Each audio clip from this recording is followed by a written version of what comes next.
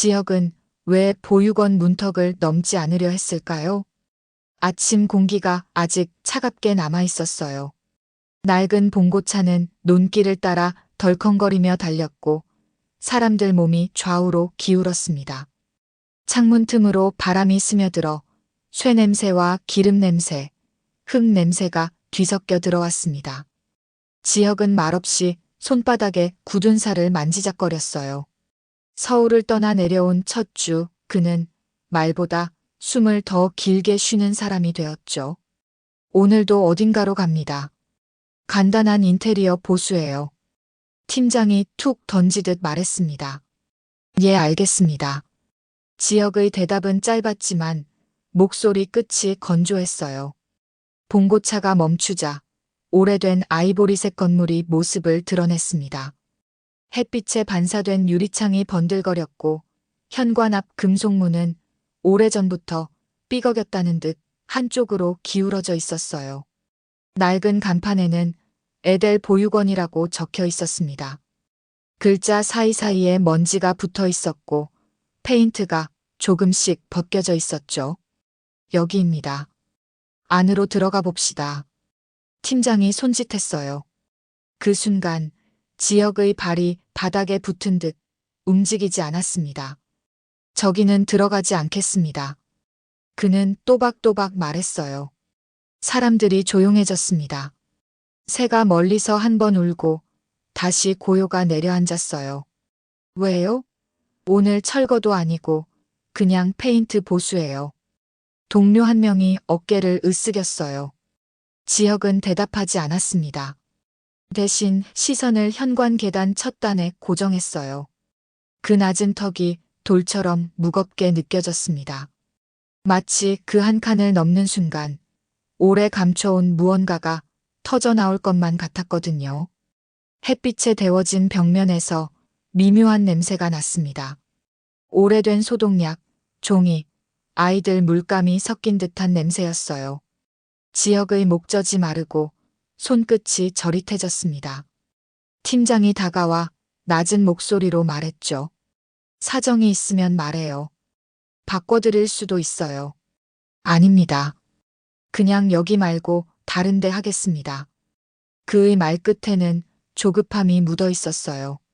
마치 지금 이곳에서 조금이라도 오래 서 있으면 숨이 막힐 것만 같았죠. 그때 기억 하나가 문틈처럼 비스듬히 열렸습니다. 대학 시절 봉사 동아리 조끼를 입고 이곳을 처음 찾았던 날이 떠올랐어요. 복도는 베이지색 벽으로 길게 뻗어 있었고 바닥엔 빛이 사각형으로 떨어졌습니다. 아이들이 달리며 남긴 발자국이 아직 젖어 있는 듯 선명했죠. 그 사이에서 눈이 마주친 한 아이의 얼굴이 떠올랐습니다. 낯설고도 익숙한 이목구비, 울다 지친 듯 붉어진 눈가, 그리고 떨리는 입술.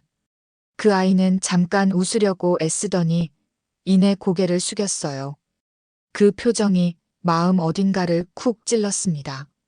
이유를 모른 채 발걸음이 무거워졌던 오후였죠.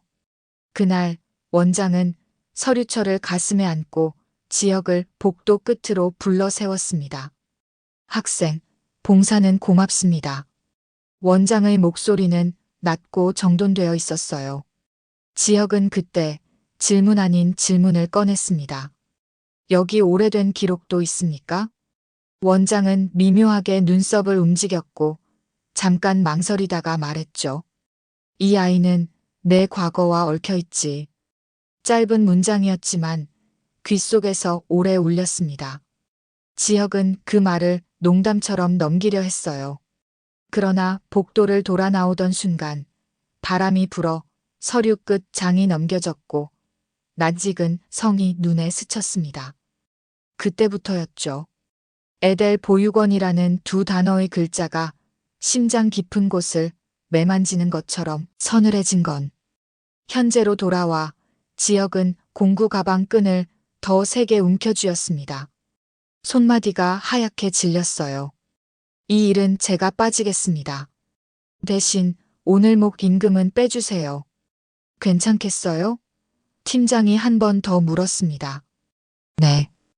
괜찮습니다. 그러나 목소리는 괜찮지 않았습니다. 그는 혼자 마을길을 걸었어요. 논두렁을 스치는 바람이 바짓단을 흔들었고 멀리 저수지가 햇빛을 받아 잔물결을 반짝였습니다. 저수지 언덕에 서면 도시에서 들리지 않던 소리가 들렸어요. 풀잎이 비비는 소리, 멀리 트럭이 기어 바꾸는 소리, 아이들이 뛰노는 소리처럼 들렸다가 금세 사라지는 바람의 장난. 모든 소리가 지금 이 순간만을 향해 몰려오는 듯 했죠.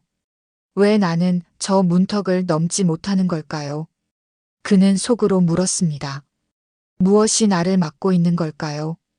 기억은 제멋대로 길을 바꾸며 그를 끌어당겼습니다.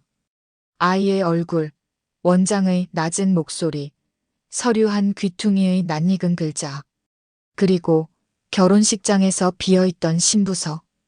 보육원과 서울, 과거와 현재가 얇은 막처럼 겹쳐졌습니다. 지혁은 저수지를 향해 한 걸음 더 다가섰어요. 물 위로 비친 햇빛이 부서져 눈을 찌르듯 반짝였습니다. 가슴 안쪽이 쓸리듯 아파왔고 숨을 들이마실 때마다 오래된 먼지가 폐 속에 내려앉는 것처럼 답답해졌습니다. 이렇게 살고 싶지 않은데 그는 아주 낮게 그러나 분명하게 말했습니다. 마을 어귀의 스피커에서 정오 사이렌이 울렸습니다. 오늘 할 일과 내일의 막막함이 동시에 등을 떠밀었어요. 에델 보육원이라는 단어가 다시 귓가에 떠올랐고 그는 천천히 고개를 들었습니다. 멀리서도 에델 보육원이라는 글자가 읽혔습니다. 그 순간 마음 한구석에서 오래 잠겨있던 문이 미세하게 삐걱거렸어요. 열어야 할지, 더 잠가야 할지, 그는 여전히 결정을 미루고 있었습니다. 그러나 한 가지 사실만은 분명했어요. 도망쳐도 피하려 해도 진실은 같은 자리에서 그를 기다리고 있다는 것. 그리고 그 진실의 첫걸음이 바로 저 문턱이라는 것 말입니다. 그는 주먹을 천천히 폈다가 다시 쥐었습니다. 손바닥엔 땀이 맺혀 있었고 굳은 살 사이로 미세한 통증이 올라왔어요. 불현듯 자신이 누구인지 어디서부터 잘못 엇갈렸는지 묻고 싶어졌습니다. 대답은 아직 그 건물 안쪽에 숨어 있는 듯 했죠. 결혼식장에서 사라진 신부인 보화가 알게 된 진실은 무엇이었을까요? 서울의 화려한 호텔 예식장은 향긋한 꽃 향기와 웅성거림으로 가득했어요. 모두가 신부 보화의 등장만을 기다리고 있었죠. 그러나 그 시각 신부 대기실 안에서는 전혀 다른 긴장감이 감돌고 있었습니다. 하얀 드레스를 입은 보아는 긴장된 표정으로 거울 앞에 앉아 있었어요. 그녀의 손끝은 미세하게 떨리고 있었죠. 보아의 어머니는 재벌가에서 의례적으로 하는 신랑의 신원조회를 비서에게 맡겼습니다. 그런데 그 결과가 바로 결혼식 날에 나온 것이었습니다. 바로 그때 문이 열리며 아버지의 비서가 들어왔습니다. 조심스럽게 봉투 하나를 내밀며 말했어요. 따님, 사모님께서 꼭 확인하시라고 하셨습니다. 보아는 의아한 눈빛으로 봉투를 받아들었어요. 왠지 모를 불길한 예감이 가슴을 옥죄었습니다. 그녀는 천천히 봉투를 열어 서류를 펼쳤습니다. 순간 그녀의 얼굴이 창백하게 변했어요. 숨이 턱 막히는 듯 했습니다. 이럴 수가. 지혁이가 아버지. 보고서에는 충격적인 사실이 적혀 있었어요. 지혁이 바로 보아의 아버지가 결혼 전에 사랑했던 여인이 낳은 아들이라는 것. 즉, 보아와 지혁은 이복남매였던 겁니다. 거짓말 같은 진실이었죠. 서류 끝에는 젊은 시절 지혁 어머니의 사진까지 첨부되어 있었어요. 사진 속의 여인은 슬픈 눈빛으로 아기를 안고 있었습니다. 보아의 손은 보고서를 덮으려 했지만 떨려서 쉽사리 다치지 않았습니다. 그녀는 온몸이 굳은 채 속으로 되뇌었죠. 나 지금 무슨 결혼을 하려던 거지? 그 순간 휴대폰 알림음이 울렸습니다. 보아의 친구에게서 도착한 메시지였어요. 사진 한 장이 첨부되어 있었습니다. 화면 속에는 보아의 전 연인이었던 민수가 호주에서 환하게 웃으며 일하는 모습이 담겨 있었어요. 사라진 줄만 알았던, 죽은 줄만 알았던 사람이 이렇게 멀쩡히 살아 있었던 겁니다. 민수야, 내가 살아 있었구나. 보아의 눈에 눈물이 고였습니다. 눈앞의 현실은 너무나 선명했습니다. 지역과의 결혼은 불가능했습니다. 그것은 단순한 선택이 아니라 결코 해서는 안 되는 잘못이었어요. 동시에 잊으려 애썼던 첫사랑이 여전히 어딘가에서 자신을 기다리고 있다는 듯 손짓하고 있었습니다. 보아의 심장은 미친 듯이 뛰었습니다. 더 이상 망설일 시간이 없었어요. 그녀는 자리에서 벌떡 일어나 드레스 자락을 움켜쥐었습니다. 미안해, 모두들 하지만 나는 이 결혼을 할 수 없어. 순간 대기실 문이 열리며 하객들이 분주히 움직이는 소리가 들려왔습니다. 결혼 행진이 시작될 시간은 코앞이었죠. 그러나 보아는 고개를 숙인 채 곧장 문 밖으로 뛰쳐나갔습니다. 웨딩드레스 자락이 휘날리며 복도를 스쳐 지나갔습니다. 흰 천이 바람을 가르며 날렸지만 그녀는 단 한 번도 뒤돌아보지 않았습니다. 예식장 안 신랑 지역은 신부석을 바라보며 묘한 불안감을 느끼고 있었습니다. 오케스트라의 음악이 시작되고 하객들은 모두 입구 쪽을 주시했어요.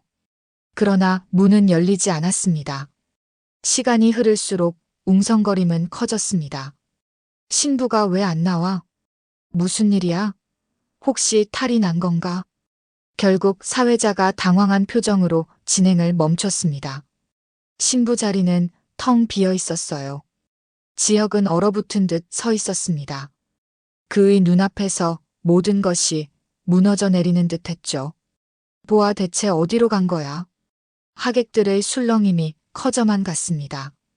신부가 사라졌다. 는 속삭임이 삽시간에 예식장을 휘감았습니다. 일부는 충격으로 입을 틀어막았고 일부는 휴대폰으로 사진을 찍으며 웅성거렸습니다. 그러나 정작 가장 큰 충격을 받은 사람은 지역 자신이었습니다. 그는 여전히 보아가 단순히 겁을 먹고 도망친 것이라 믿고 싶었어요. 그녀가 자신을 버리고 간 이유가 이렇게 큰 비밀 때문이라는 건 알지 못한 채 말이죠. 지역은 하객들의 시선을 받으며 멍하니 서 있었습니다. 차가운 음악이 멈추고 뜨거운 시선만이 그를 찔러대고 있었죠. 그 순간 그의 가슴 속에 깊은 상처가 새겨졌습니다. 그것은 단순히 혼례가 무산된 굴욕이 아니라 앞으로 그의 삶을 송두리째 흔들 거대한 폭풍의 시작이었어요.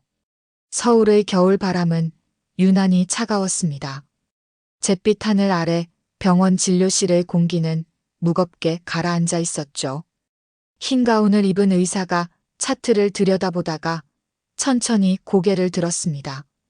혈당 수치가 너무 높습니다. 당뇨병이에요. 이미 상당히 진행된 상태라 앞으로 철저한 관리가 필요합니다.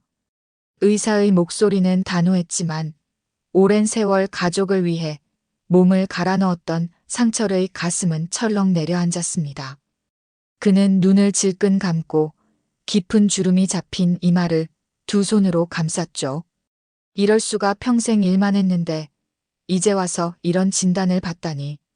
정년퇴직 후에도 늘 가족을 생각하며 무거운 짐을 짊어졌던 상철에게는 충격이 아닐 수 없었습니다. 오랜 과로, 불규칙한 식사, 스트레스와 경제적 부담이 결국 몸을 무너뜨린 것이었죠. 집으로 돌아온 상철은 거실에 앉아 한동안 말이 없었습니다. 분위기는 무겁게 가라앉았고 가족들은 서로 눈치를 살피며 말을 잇지 못했어요. 하지만 누군가 이 상황을 헤쳐나가야 했습니다. 김다정은 굳은 결심을 했습니다. 평생 교사로 살아왔던 그녀였지만 이제는 다른 일을 해야 했습니다. 그녀는 근처 한식집에 찾아가 앞치마를 두르고 사장 앞에 섰습니다. 처음이라 서툴겠지만 열심히 하겠습니다. 그 목소리에는 떨림보다 더 큰 결심이 담겨 있었죠. 식당 일은 쉽지 않았습니다. 뜨거운 기름에 손을 대이고 하루 종일 서서 무거운 그릇을 나르며 허리는 쑤셨습니다. 그러나 다정은 집에 돌아와서도 미소를 잃지 않았습니다. 여보, 오늘은 손님이 많아서 정신이 하나도 없었어요. 그래도 하루가 빨리 가더라고요. 상철은 미안한 마음에 눈을 감고 고개를 끄덕일 뿐이었습니다. 한편 장남 이지환의 하루도 길고 고단했습니다.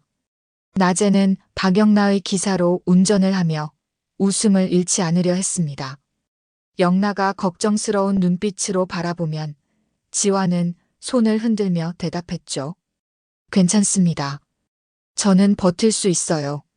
그러나 밤이 되면 지환은 편의점에서 또 다른 하루를 시작했습니다. 카운터에 앉아 졸음과 싸우면서도 손님이 들어오면 힘겹게 미소를 지었습니다. 새벽에 집으로 돌아올 때 그의 발걸음은 무거웠지만 마음은 오히려 단단해지고 있었습니다. 내가 조금 더 고생하면 아버지 치료비도 가족 살림도 버틸 수 있겠지. 막내 이수빈은 다른 길을 선택했어요. 유튜브 채널에 올린 영상들은 좀처럼 조회수가 오르지 않았습니다. 매번 결과는 실망뿐이었죠. 하지만 포기하려던 순간 댓글 몇 개가 그녀의 마음을 뒤흔들었습니다. 이 옷 어디서 살 수 있나요? 쇼핑몰 있으면 알려주세요. 그 순간 수빈은 깨달았어요. 자신의 영상이 실패가 아니라 새로운 시작이 될 수 있음을요. 그녀는 잠을 줄여가며 쇼핑몰을 준비했습니다. 디자인을 고르고 사진을 찍고 온라인에 하나하나 올려놓았죠. 그리고 마침내 첫 주문이 들어왔습니다. 수빈의 눈에는 기쁨의 눈물이 고였습니다. 드디어 제가 뭔가 해내는 거예요. 주문 알림이 울릴 때마다 그녀의 심장은 두근거렸고 가족들에게도 자신감을 내비칠 수 있었습니다.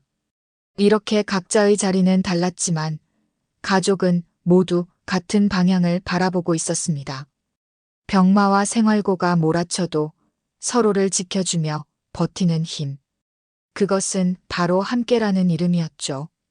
병마와 가난 앞에서도 그들을 지탱하는 건 가족이었습니다. 쓰러져도 다시 일어서게 하는 힘, 그것은 서로를 향한 사랑이었죠. 수빈의 온라인 쇼핑몰은 날이 갈수록 성장하고 있었어요. 첫 주문이 들어온 날 눈물을 글썽이던 막내는 이제 제법 사장님 티가 나는 표정으로 하루하루를 보냈습니다. 그러나 더 크게 키우려면 뭔가 새로운 시도가 필요했죠. 수빈은 곰곰이 생각하다가 가장 먼저 떠오른 사람이 있었습니다. 성재 선배라면. 그녀는 곧장 성재의 사무실로 찾아가서 1층 커피숍에 성재를 불렀습니다. 서류를 정리하던 성재는 1층 카페에 앉아있던 수빈을 보고 놀란 눈으로 바라봤어요. 여긴 웬일이야? 바쁘다더니. 수빈은 손을 모으며 애교 섞인 목소리로 말했죠. 선배, 한 번만 도와주세요. 제 쇼핑몰에 모델이 필요하거든요. 선배처럼 멋진 모델이 있으면 정말 대박 날 거예요. 성재는 손사래를 치며 웃었습니다. 야, 난 모델 체질 아니야. 괜히 웃음거리 된다. A 선배가 거절하면 저 진짜 서운해요. 한 번만, 딱 한 번만이요. 처음엔 단호히 고개를 저었던 성재도 수빈의 간절한 눈빛을 이겨내지 못했습니다. 몇 번의 설득 끝에 그는 결국 한숨을 내쉬며 고개를 끄덕였죠. 알았어. 근데 딱 한 번이다. 두 번은 없어. 정말요? 선배 최고예요. 수빈은 어린아이처럼 환하게 웃었습니다. 촬영 장소는 은호가 운영하는 카페로 정해졌습니다. 따뜻하고 세련된 분위기가 옷사진을 찍기에 적합했기 때문이었죠. 그날 카페에는 평소보다 더 많은 햇빛이 쏟아져 들어왔습니다. 은호와 알바생은 손님 준비를 하며 분주히 움직였어요. 카메라가 설치되고 촬영이 시작되자 수빈은 마치 전문가처럼 능숙하게 움직였습니다. 선배, 이쪽 좀 봐주세요. 고개를 약간만 더 돌려주세요. 와, 진짜 잘 나온다. 성재는 처음에는 어색했지만 곧 수빈의 밝은 에너지에 이끌려 자연스럽게 포즈를 취했습니다. 두 사람은 장난스럽게 웃으며 서로의 동작을 맞췄습니다. 수빈아, 이 포즈는 어때? 와, 선배 진짜 잘하시네요. 완전 프로 모델 같아요. 둘의 웃음소리는 카페 안에 퍼져 따뜻한 공기를 만들었습니다. 그러나 그 모습을 멀리서 바라보던 은호의 마음은 편하지 않았습니다. 카운터에서 잔을 닦던 그녀의 손이 자꾸만 멈췄습니다. 왜 이렇게 신경 쓰이지? 커피잔을 든 손끝이 떨렸습니다. 심장이 두근거리고 눈은 자꾸 성재 쪽을 향했어요. 수빈이 성재 가까이 다가가 웃을 때마다 은호의 가슴 어딘가가 묘하게 쿡쿡 찔리는 듯 했죠. 카페 알바생이 눈치를 채고 다가왔습니다. 은호 씨, 괜찮아요? 얼굴이 안 좋아 보여요. 아니에요. 그냥 좀 피곤해서 그래요. 은호는 급히 웃어 보였지만 마음은 이미 복잡하게 뒤엉켜 있었습니다. 촬영은 계속 이어졌습니다. 성재와 수빈은 서로를 바라보며 즐겁게 웃었고 카메라 셔터 소리는 쉴 새 없이 울렸습니다. 그들의 밝은 모습은 보는 이들마저 기분 좋게 만들 정도였죠. 하지만 은호에게는 달랐습니다. 나 왜 이렇게 불편하지? 수빈이가 웃는 게 싫은 건 아닌데. 성재가 그 웃음을 받는 게 마음이 이상하게 아프다. 그제야 은호는 깨달았습니다. 자신이 느끼는 이 감정이 단순한 불편함이나 피곤함이 아니라는 것을요. 질투. 그것은 명확히 이름 붙일 수 있는 감정이었습니다. 그날 밤 도심의 불빛이 하나둘 꺼지고 정막이 내려앉았을 무렵이었어요. 전시회 준비를 마친 박영란은 지친 어깨를 부드럽게 주무르며 차에 올랐습니다. 옆자리 운전석에는 늘 든든한 기사이자 친구처럼 곁을 지켜주는 이지환이 있었죠. 영나 씨, 오늘 하루 정말 고생 많으셨습니다. 전시장 돌아다니시느라 다리가 많이 아프실 텐데요. 지환의 따뜻한 목소리가 어두운 차 안을 채웠습니다. 영란은 미소를 지으며 고개를 저었죠. 괜찮아요. 지환 씨가 옆에서 도와줬으니까요. 혼자였으면 진작 쓰러졌을 거예요. 차창 밖으로는 가로등 불빛이 드문드문 지나가며 차 안을 스쳤습니다. 그러나 백미러 속 풍경은 묘하게 불길했어요. 한 대의 검은 밴이 일정한 간격을 두고 계속 뒤따라오고 있었던 겁니다. 지환은 눈살을 찌푸리며 백미러를 몇 번이고 확인했습니다. 영나 씨, 뭔가 이상하지 않으세요? 저 차 아까부터 계속 따라오는 것 같은데요. 영란은 뒤를 돌아봤지만 어둠에 가려 잘 보이지 않았습니다. 설마 우연이겠죠? 하지만 지환은 직감적으로 불안을 느꼈습니다. 그는 급히 골목으로 차를 틀어봤습니다. 그러나 놀랍게도 검은 밴도 똑같이 방향을 바꾸며 계속 뒤를 따라붙었어요. 엔진음이 점점 거칠게 울렸습니다. 분명 우리를 노리는 겁니다. 지환은 핸들을 꽉 잡으며 이마에 땀방울을 맺혔습니다. 그 순간 뒤따르던 밴이 급가속하며 앞을 막아섰습니다. 브레이크 소리가 밤거리에 날카롭게 울려 퍼졌고 지환의 차는 간신히 멈춰 섰습니다. 문이 열리며 검은 복면을 쓴 남자들이 쏟아져 나오듯 내렸습니다. 그들의 손에는 칼과 둔기가 번뜩였죠. 조용히 따라와라. 거친 목소리가 어둠을 갈랐습니다. 지환은 반사적으로 몸을 돌려 영나를 감쌌습니다. 영나 씨, 내 뒤에 있어요. 그러나 괴한 하나가 둔기를 휘두르자 지환은 머리를 맞고 그대로 바닥에 쓰러졌습니다. 피가 이마를 타고 흘러내렸습니다. 지환 씨, 영나의 절규가 터져 나왔습니다. 하지만 그 소리조차 오래가지 못했죠. 괴한들이 그녀의 입을 거칠게 막고 팔을 꺾어 끌어냈습니다. 발버둥칠수록 영나의 긴 원피스 옷자락이 도로 위에서 질질 끌렸습니다. 곧 지환 역시 의식을 잃은 채 거친 손에 붙잡혀 밴 안으로 던져졌습니다. 문이 쾅 하고 닫히자 검은 배는 굉음을 내며 어둠 속으로 사라졌습니다. 텅 빈 도로 위에는 멈춰선 지환의 차만이 남아 있었어요. 바람이 불어오며 쓰러진 교통 표지판이 삐걱거렸습니다. 마치 방금 일어난 사건을 증언하듯이요. 깊은 밤, 그들은 흔적도 없이 어둠 속으로 사라졌습니다. 단순한 우연일까요? 아니면 누군가의 치밀한 음모였을까요? 그 시각 고성이는 거실 창가에 앉아 시계를 바라보고 있었습니다.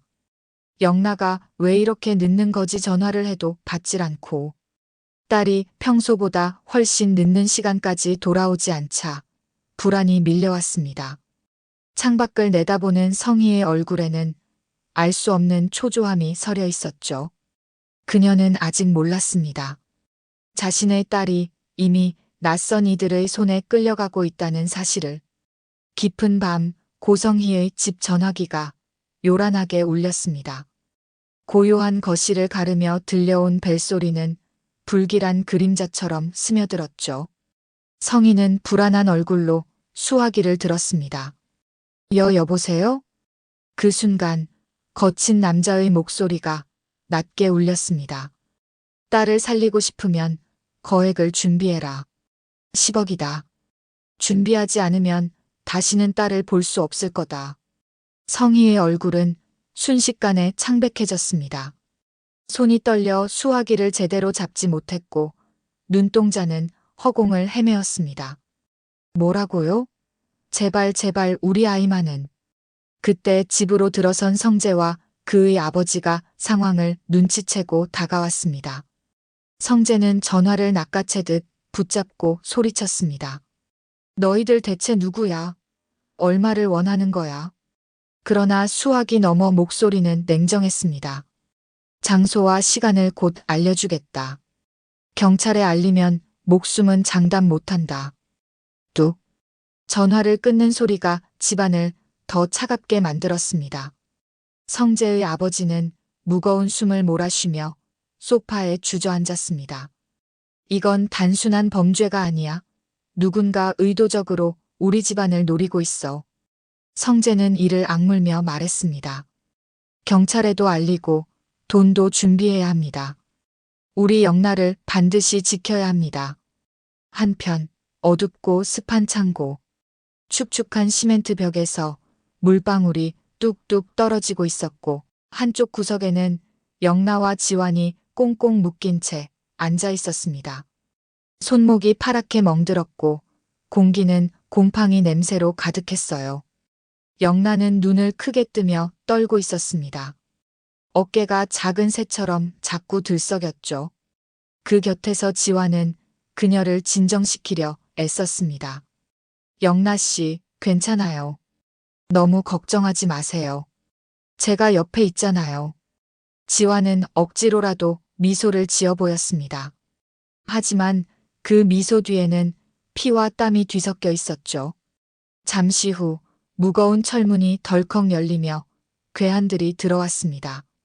손에는 둔기와 칼이 들려 있었고 거친 발소리가 바닥을 울렸습니다. 시간이 없다. 가족에게 돈을 준비하라고 전해뒀다. 내 놈들 고분고분 굴어라. 괴한 하나가 영나를 향해 위협적으로 다가가자 지환은 본능적으로 몸을 앞으로 던졌습니다. 그만둬. 영나 씨는 건드리지 마. 그 순간 둔기가 그의 옆구리를 강하게 후려쳤습니다. 지환의 입에서 신음이 터져 나왔지만 그는 이를 악물고 버텼습니다. 영나를 향한 손길이 닿지 않도록 온몸으로 막아섰습니다. 영나는 눈물이 고인 눈으로 그를 바라봤습니다. 지환 씨 왜 이렇게까지 하세요? 지환은 헐떡이며 힘겹게 대답했죠. 영나 씨는 저한테 소중한 사람이니까요. 무슨 일이 있어도 지켜드릴 겁니다. 괴한은 비웃듯 웃고 다시 나갔지만 그 짧은 순간에도 지환은 몇 차례 더 가격을 당해야 했습니다. 온몸이 상처투성이가 되었지만 그는 영남아는 다치지 않도록 막아냈습니다.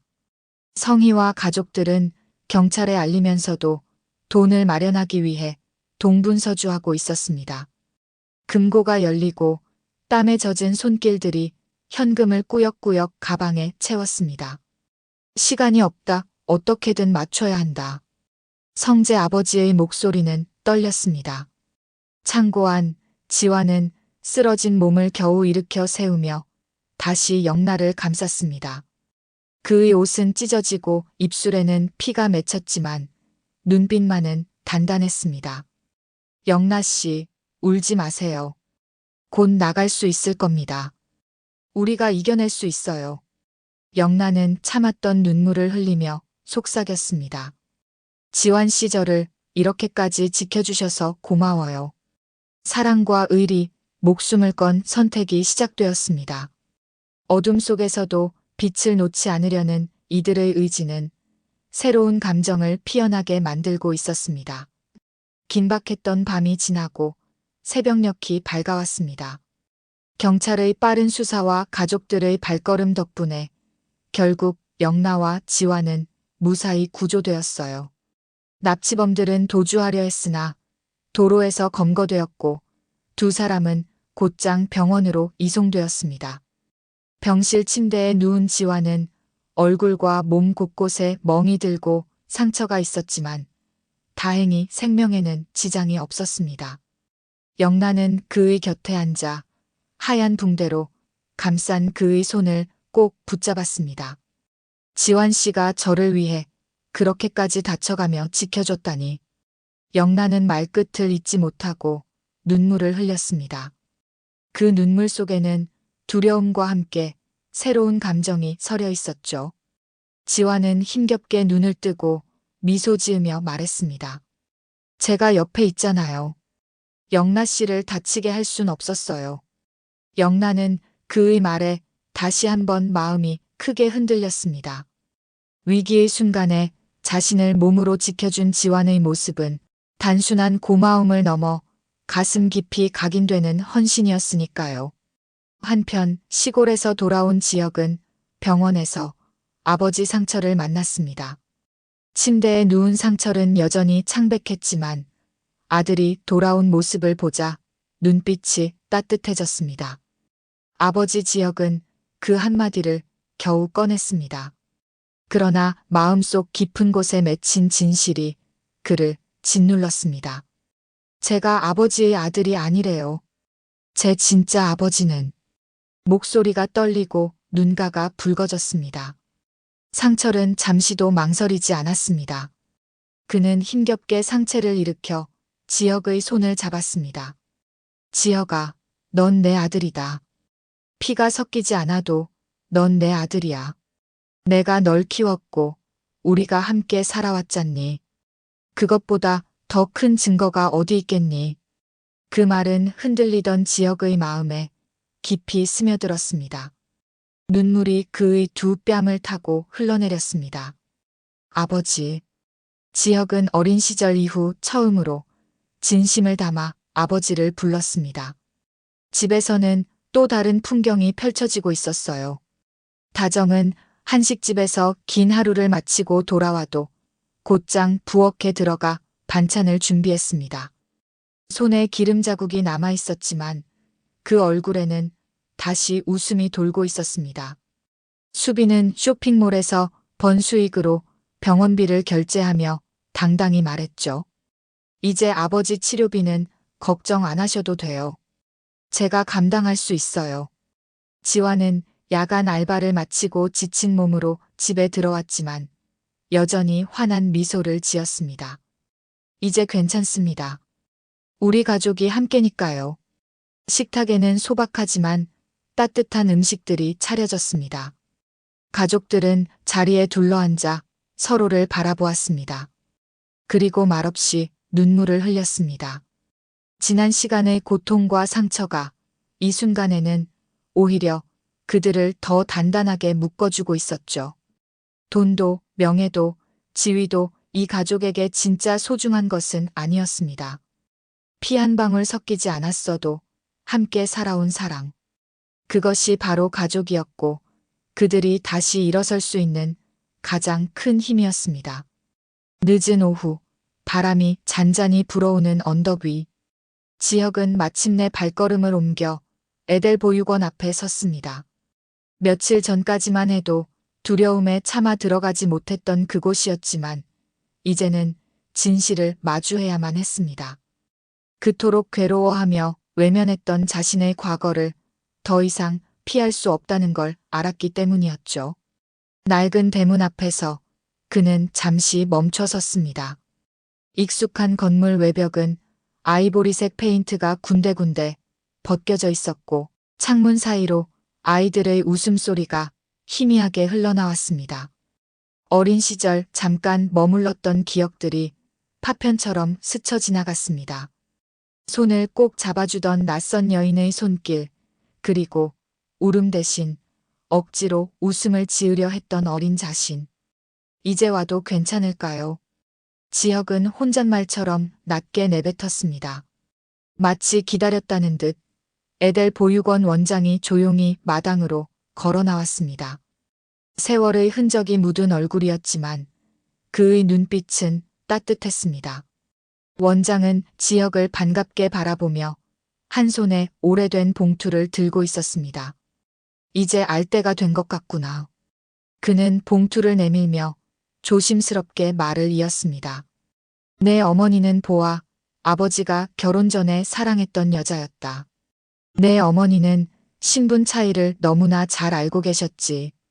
그래서 아이를 지키기 위해 홀로 종적을 감추고 너를 낳으셨단다. 지혁의 손에서 들고 있던 물병이 힘없이 바닥으로 떨어졌습니다. 굴러가는 소리가 마당에 메아리 쳤습니다. 어머니가 저를 위해서 그렇게. 목소리는 떨리고 눈가에는 눈물이 맺혔습니다. 원장은 깊은 한숨을 내쉬며 계속 이야기했습니다. 암 진단을 받으신 뒤 더는 감당할 수 없어서 너를 이곳에 맡기실 수밖에 없었단다. 하지만 너를 사랑하는 마음만은 끝까지 놓지 않으셨지. 내가 훌륭하게 자란 걸 보면 하늘의 어머니도 분명 기뻐하실 거야. 그 순간 지혁의 머릿속에서 그동안 흩어져 있던 퍼즐이 하나로 맞춰지기 시작했습니다. 어린 시절 느꼈던 낯선 공포, 대학 시절 봉사활동 때 가슴을 짓눌렀던 불안, 그리고 저수지에서 터져나온 절규까지 모두 이 진실과 연결되어 있었던 겁니다. 그리고 비로소 그는 이해했습니다. 보아와 자신이 이복남매라는 사실, 그녀가 결혼식장에서 도망칠 수밖에 없었던 이유를. 장면은 다시 저수지로 겹쳐졌습니다. 달빛 아래 절망에 찬 지혁이 울부짖고 있었습니다. 이렇게 살고 싶지 않은데. 그 절규는 더 이상 단순한 분노가 아니었습니다. 정략 결혼으로 출세를 꿈꾸던 자신이 사실은 이복 누나와 혼인을 앞두고 있었다는 충격적인 운명이 만들어낸 절망의 울음이었던 거죠. 하지만 이제 그는 알았습니다. 비록 출생의 비밀은 쓰라렸지만 자신에게는 진짜 가족이 있음을. 피는 섞이지 않았어도 진심으로 사랑해주는 아버지와 어머니, 그리고 함께 살아온 동생들이 있음을. 그것이 앞으로 나아갈 힘이 되어줄 거라는 걸 말입니다. 모든 시작은 에델 보육원에서 비롯되었고 그날 저수지에서 울부짖던 이유 또한 이곳에 숨어 있었습니다. 운명의 진실은 남자를 무너뜨렸지만 동시에 그에게 새로운 길을 열어주고 있었습니다. 시청자 여러분, 지혁과 보아가 마주한 충격적인 진실은 과연 두 사람의 운명을 어떻게 바꾸게 될까요? 호주에서 전 남친의 소식을 들은 보아는 어떤 선택을 하게 될까요? 그리고 지혁은 과연 은호와의 새로운 사랑을 시작할 수 있을까요? 가족의 진정한 의미를 깨달은 이들의 앞날에는 또 어떤 시련과 희망이 기다리고 있을까요? 여러분이 생각하는 지혁과 보아의 앞날을 댓글로 남겨주세요. 그리고 다음 이야기가 궁금하시다면 구독과 알림 설정 잊지 마시고 함께 끝까지 지켜봐 주시길 바랍니다. 감동과 눈물, 그리고 희망이 가득한 화려한 날들의 다음 이야기를 절대 놓치지 마세요. 지금까지 드라마 예고쇼였습니다. 시청해주셔서 감사합니다.